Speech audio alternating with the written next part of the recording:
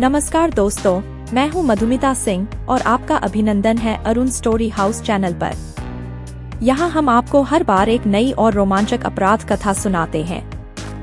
अगर आप हमारे साथ इस दिलचस्प सफर का हिस्सा बनना चाहते हैं तो चैनल को सब्सक्राइब जरूर करें और पास में दिए गए बेल आइकन को दबाएं ताकि हमारी हर नई कहानी सबसे पहले आप तक पहुंचे। धन्यवाद। पूनम की सुबह थी। सुबह उठते ही माँ ने मुझे नहलाया, मुझे पहनने के लिए एक कोरी सफेद धोती दी, मेरे कंधे पर जनेऊ डाल दिया। फिर बंगले के बरामदे को खुद झुककर हाथ से धोकर चमकाया।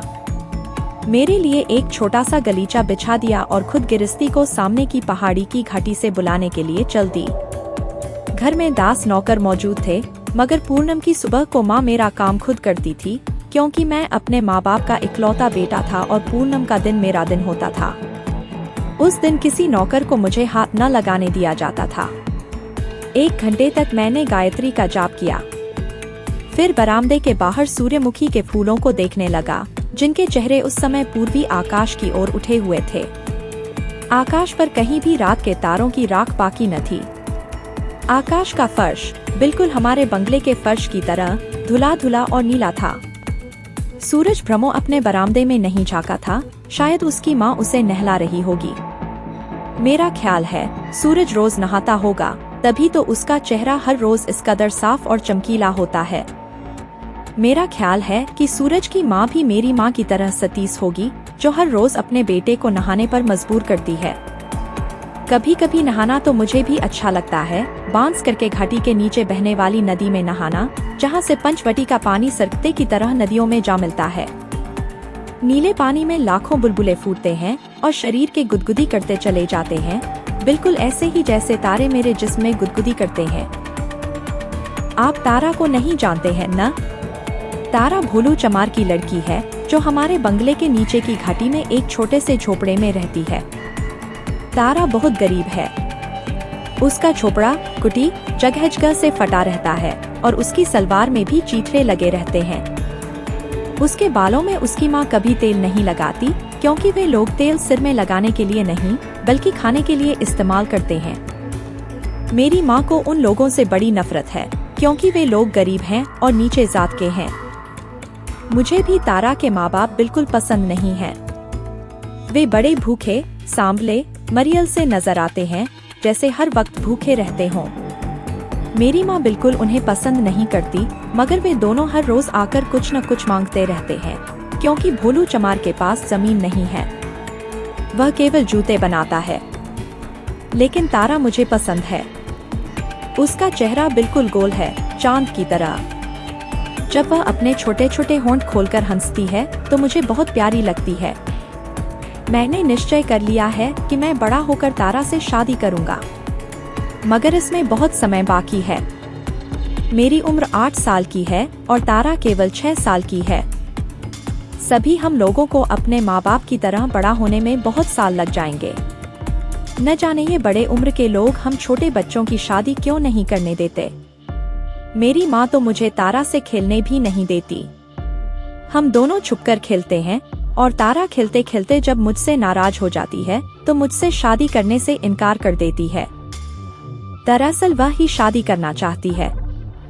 कुछ महीने हुए जब राजा साहब का महावत हाथी पर सवार होकर हमारे बंगले के सामने से गुजरा था, तब से तारा ने तो तय कर लिया है कि वह पहली शादी महावत से करेगी और दूसरी मुझसे।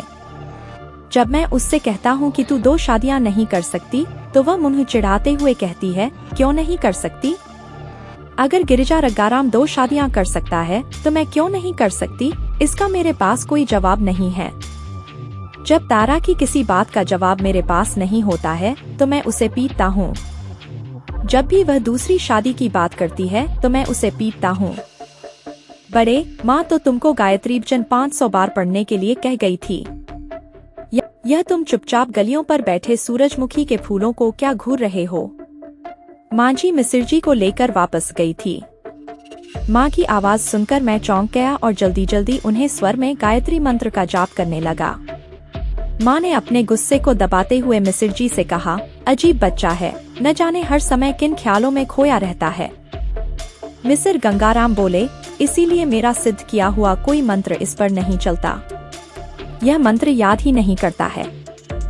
मेरी माँ ने मुझे मारने के लिए हाथ उठाया, मगर मिस्र जी ने फौरन यह कहते हुए रोक दिया, ना ना, इस शुभ घड़ी में बच्चे को मारना ठीक नहीं है। माँ बड़बड़ाती हुई पीछे हट गई। मिस्र जी ने पूछा, सत्तनाजा तैयार है? पूर्णम के रोज मुझे सत्तनाजे से तौला जाता है। जितना मेरा वजन होता है उतने वजन के साथ अनाज मिलाकर सत्तनाजा बनता है। उड़द, चने, चावल, गेहूं, तिल, मक्का और ज्वार। फिर मुझे बरामदे के बाहर बगीचे में वटवृक्ष के पेड़ से लटकी लकड़ियों तोलने वाले बड़े तराजू के एक पल्ले में बिठा दिया जाता है।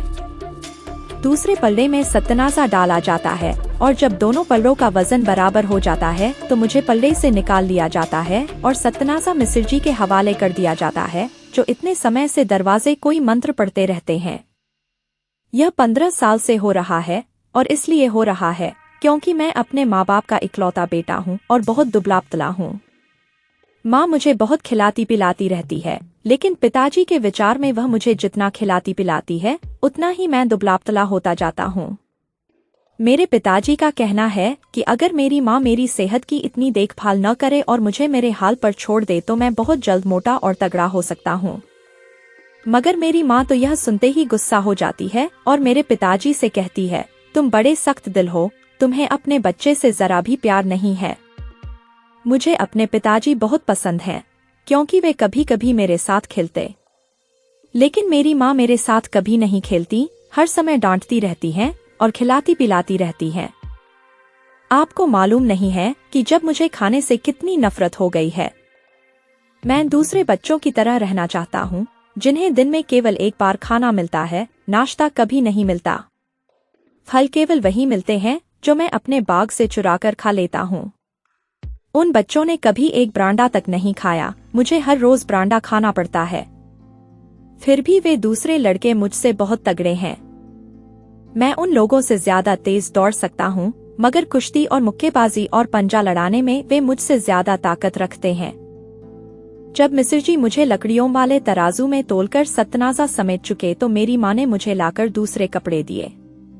गहरी नीली नेकर और आसमानी रंग की कमीज।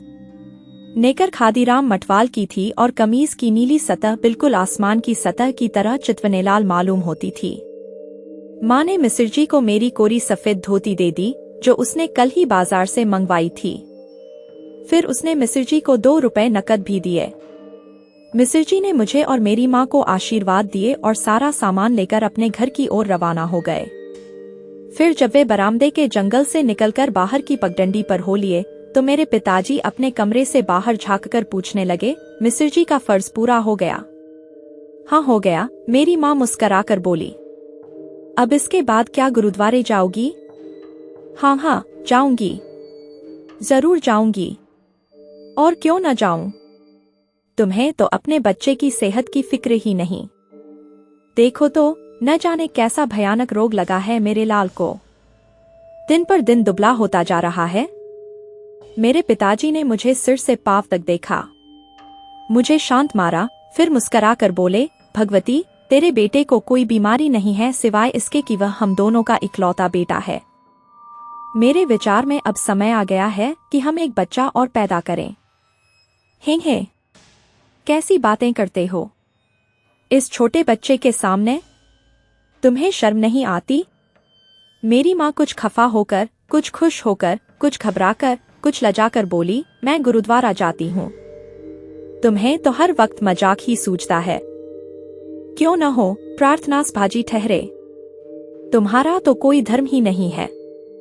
मेरी माँ सनातन धर्म की पुजारिन थी, बाप प्रार्थनास भाजी थे। दोनों में अक्सर नोकझोंक रहती। कभी कभी इस बहस में वे मुझे भी शामिल कर लेते। जब पिताजी मुझसे बहुत लाड़ प्यार करते तो मेरी माँ की चिंता के लिए पूछते, मेरा बेटा प्रार्थनास भाजी है न? मैं उनकी गोद में मचलकर कहता, हाँ मैं प्रार्थनास भाजी हूँ। फिर कभी मेरी माँ मुझसे लाड़ प्यार करती, मुझे अपनी गोद में लेकर मेरा मुंह चूमती और पिताजी को दिखाते हुए मुझसे कहती, मेरा बेटा तो सनातनी है। क्यों बेटे, तुम सनातनी हो न? हाँ माँ, मैं सनातनी हूँ। मैं भी बड़े लाड़ से उनकी गर्दन में बांहें डालकर कहता, मैं तो अपनी माँ का सनातनी बेटा हूँ। ऐसे मौके पर मेरी माँ जुबान निकालकर पिताजी को चिढ़ाती और फिर वे दोनों कहकहे मारकर हंस पड़ते। गुरुद्वारा जाने के लिए 2 रास्ते थे। एक तो बाजार से होकर गुजरता था, दूसरा रास्ता हमारे बागों के पीछे वाले बांध से होकर जाता था। हम दोनों बाग वाले रास्ते से चल दिए। यह प्रसरता का खूबसूरत दिन था। हमारे बाग में सेब खुद ही चले थे और नाशपातियों का रंग तारों के चेहरे की तरह सुनहरा हो चला था। उनकी जिल्द भी उसी तरह मुलायम व चमकीली दिखाई देती थी, चिनार के पत्तों को जैसे अग्नि ने चू लिया हो। सितंबर में ये चिनार के पत्ते बिल्कुल अंगार के शोले की तरह भड़क उठते हैं और फिर ये पत्ते बिखरकर जमीन पर गिरने लगते हैं। मैं इन्हीं तारों इन पत्तों में खेलता। हम लोग इन सुनहरे पत्तों के ताज बनाते और एक दूसरे को पहनाते। 3-4 पत्तों को मिलाकर उन्हें नदी के किनारे उड़ते हुए भंवरों की टोली में जोड़कर किश्तियां बनाते और उन्हें नदी में छोड़ते। चिनार के सुनहरे पत्तों वाली ये किश्तियां जब नदी की सतह पर तैरती तो बिल्कुल ऐसा मालूम होता है गोया राजाजी के महल के तालाब के कमल के फूल तैरते हुए हैं। मुझे बहुत अच्छा महसूस होता था। मेरी माँ संभल संभल कर बड़े गर्व से चल रही थी और मैं उनके इर्द गिर्द चक्कर लगाता हुआ कभी भागकर आगे बढ़ जाता, फिर रुककर उनकी राह देखने लगता और कभी पीछे रहकर तितलियां पकड़ने में लग जाता। वह बिल्कुल कभी मुझे आगे बढ़ जाने पर तो कभी पीछे रह जाने पर डांटती। सचमुच बच्चों के लिए यह बड़ी मुश्किल होती है। उन्हें कभी यह मालूम नहीं हो सकता कि बड़े क्या चाहते हैं। पीछे रह जाऊं तो डांट पड़ती, साथ चलूं तो कहते हैं क्या मेरे साथ चिपक कर चल रहे हो, आगे बढ़ो। कुछ समझ में नहीं आता कि ये बड़े आखिर चाहते क्या हैं। मुझे प्रभात की सुबह में गुरुद्वारे जाना बहुत पसंद था। वहाँ लोग कोल्हू, शंख और बाजे पर गीत गाते थे जो मंदिरों में नहीं गाए जाते। एक सफेद दाढ़ी वाला 11 बड़ी खूबसूरत सी किताब खोलकर कुछ पढ़ता रहता और बार बार चंबर हिलाता रहता। जो वह पढ़ता वह बड़ा ही भावपूर्ण लगता। मुझे वह बहुत अच्छा लगता, भले ही मैं उसका अर्थ न समझ पाता। फिर सब लोग बड़े श्रद्धा से प्रार्थना करते। प्रार्थना के बाद मेरी आंखें खुशी से चमकने लगतीं, क्योंकि मुझे मालूम था कि प्रार्थना के बाद हलवा मिलेगा। पीतल की एक बड़ी परात में बहुरस वाला हलवा भरकर उसके ऊपर सफेद मलमल का कपड़ा ढांककर एक आदमी आगे बढ़ता। मैं अपनी दोनों हथेलियां जोड़कर उसके आगे कर देता और वह मेरी हथेलियों में गर्म गर्म हलवा परोस देता। कभी कभी तो हलवा इतना गर्म होता कि मैं उसे दोनों हथेलियों में नचाता रहता, मगर नीचे गिरने नहीं देता। हलवा मीठा, नरम और सुगंधित होता था। मैं अपनी माँ से कहता, जब मैं बड़ा हो जाऊंगा तो जरूर गुरुद्वारे जाऊंगा। मेरी माँ जरा गंभीर होकर सिर हिलाकर कहती, तू नहीं जा सकता मेरे बच्चे, क्योंकि तू हमारी एकलौती संतान है। अगर तेरा कोई और भाई होता तो हम तुझे रोकते नहीं। उस जमाने में, यानी मेरे बचपन के समय, यह प्रथा थी कि हिंदू घरों में बड़े लड़कों को केशधारी सिख बना दिया जाता था। गुरुद्वारे के बाहर निकलकर चंद कदम की दूरी पर पीपल का एक बड़ा पेड़ था, जिसके तने के चारों ओर पंचकोण चौतरा बना हुआ था। इस चौतरे पर तुलसी के गमलों के बीच पत्थर की कई छोटी छोटी मूर्तियां रखी हुई थीं। एक मूर्ति तो बिल्कुल मेरी माँ के चेहरे की तरह सुंदर थी। एक और मूर्ति थी जो नाच रही थी, लेकिन उसकी एक टांग टूट गई थी। उसके 4 हाथ थे। एक दूसरी मूर्ति थी जिसका शरीर एक जवान स्त्री सा था। वह जिस्म ऐसा ही खूबसूरत था जैसा उन लड़कियों का होता है जो सुबह सवेरे हमारे बंगले के सामने की पगडंडी पर सर पर घड़े उठाए हुए पानी के घड़ों की जुलूस जाया करती हैं। बहुत सी मूर्तियों पर सिंदूर लगा हुआ था। चौतरे के करीब 2 बांसों को गाड़कर किसी ने लकड़ी और घासफूस का एक छज्जा सा बना दिया था। इस छज्जे से एक घंटा लटक रहा था। माँ ने तुलसी के पत्ते तोड़कर मूर्तियों के आगे रखे और खुद हाथ जोड़कर मुझसे भी हाथ जोड़ने को कहा। फिर आंखें बंद करके प्रार्थना करने लगी। मगर मैं प्रार्थना छोड़कर उन खूबसूरत मूर्तियों को देखता रहा। जब माँ ने छज्जे का घंटा बजाने लगी, तब मेरा भी उस घंटा बजाने का मन हुआ। मैंने माँ से कहा, माँ, मेरा भी पुजारी बनने को चाहता है, क्योंकि फिर मुझे हर रोज घंटा बजाने को मिलेगा। अरे पगले, मेरी माँ ने मुस्कुराकर मुझसे कहा, तू पुजारी नहीं बन सकता। क्यों नहीं बन सकता? तू क्षत्रिय है, ब्राह्मण नहीं है। केवल ब्राह्मण ही पुजारी बन सकते हैं। क्षत्रिय लोग मंदिर का घंटा नहीं बजा सकते। यह बात मेरी समझ में नहीं आई। आखिर मैंने सोच विचार कर माँ से कहा, तो मैं बड़ा होकर ब्राह्मण बन जाऊंगा। तू तो गिरा क्षत्रिय है। माँ जोर से हंसी। भला क्षत्रिय कभी ब्राह्मण हो सकते हैं? नामुमकिन है। क्यों नहीं नामुमकिन है? यह बात भी मेरी समझ में नहीं आई। अगर छोटे बड़े हो सकते हैं तो क्षत्रिय ब्राह्मण क्यों नहीं हो सकते? मगर माँ से पूछना बेकार था। हम बच्चे कितनी ही बातें हर रोज पूछते हैं, भला कितने सवालों के जवाब मिलते हैं। बड़े तो देवताओं की तरह हैं, जो चाहा तो जवाब दे दिया। माँ ने झांककर मुझे चक्री के पेड़ से नीचे उतारा। उसकी सांस फूली हुई थी, चेहरा सुर्ख था। वह बहुत देर तक मुझसे मेरी दुर्गति पर शिकायतें करती रही। लेकिन यह तो बड़े लोगों का कायदा ही है, जरा सा चलने से इन लोगों के दम फूल जाते हैं। ये लोग गुस्से में भी बड़ी जल्दी आ जाते हैं।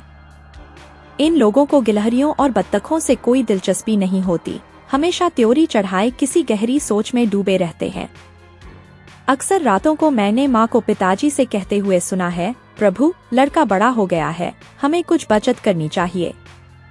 मगर मैंने किसी गिलहरी या बत्तख को आज तक बचत करते हुए नहीं देखा। पेड़ से उतरकर मैं फिर माँ के आगे आगे चलने लगा। मोड़ से घूमकर हम एक कच्चे टीले की ओर बढ़ चले।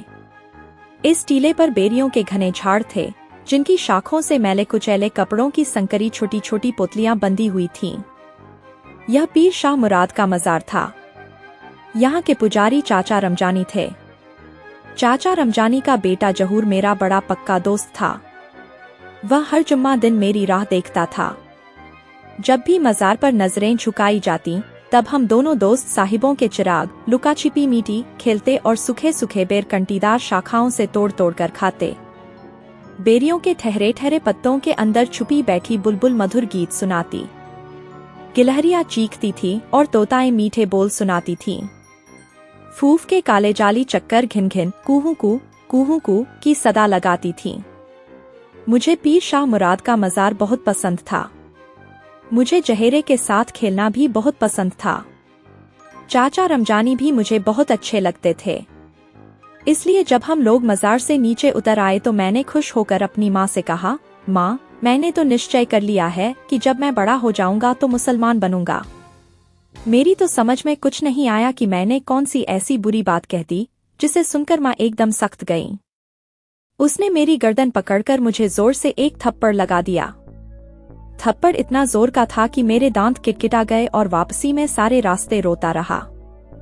चक्री।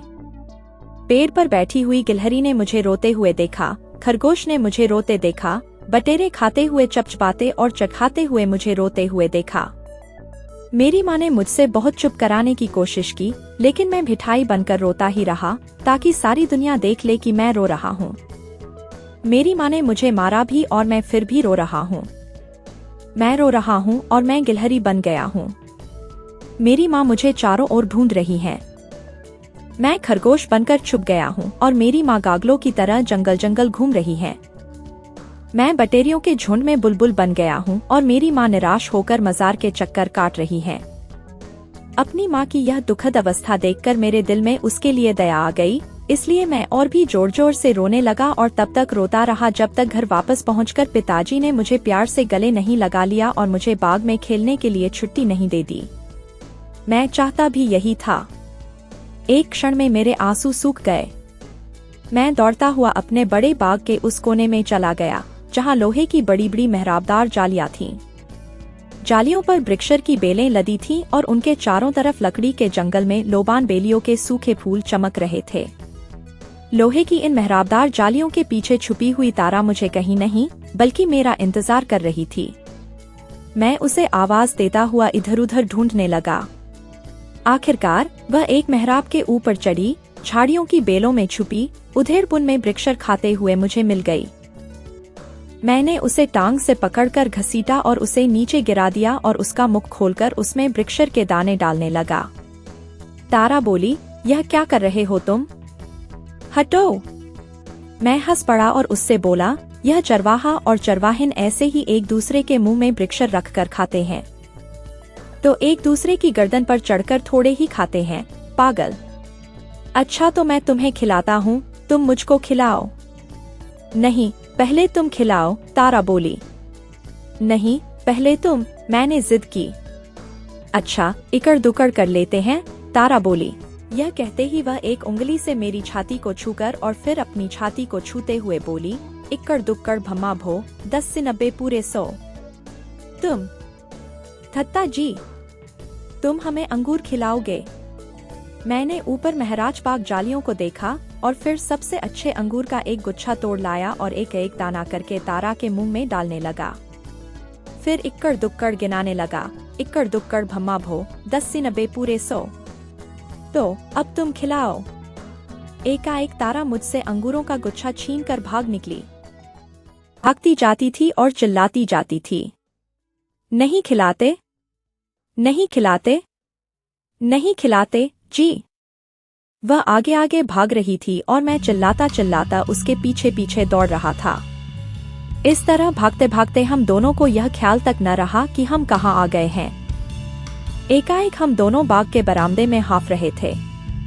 मेरी माँ ने आकर तारा को पकड़ लिया और उसे जोर जोर से तमाचे मारे और मुझे मार मार कर कह रही थी, कमबख्त, कमीनी झक्कड़, कज्जात लड़की, ब्राह्म पूर्णमासी के शुभ दिन पर मेरे बच्चे के साथ खेलती है, अभी तो यह झक्कड़ नहीं होता। देख तो सही, ब्राह्म से तेरी हड्डी पसली बराबर कर दूंगी। मेरी माँ सचमुच इतने गुस्से में थी कि अगर मेरे पिताजी तारा की मदद करने को न आते तो वह सच में उसकी हड्डियां तोड़ डालती। पिताजी ने रोती हुई तारा को अपनी गोद में उठा लिया और उसे बाग में ले गए और उसकी भोली लाल लाल आंखों से भराए।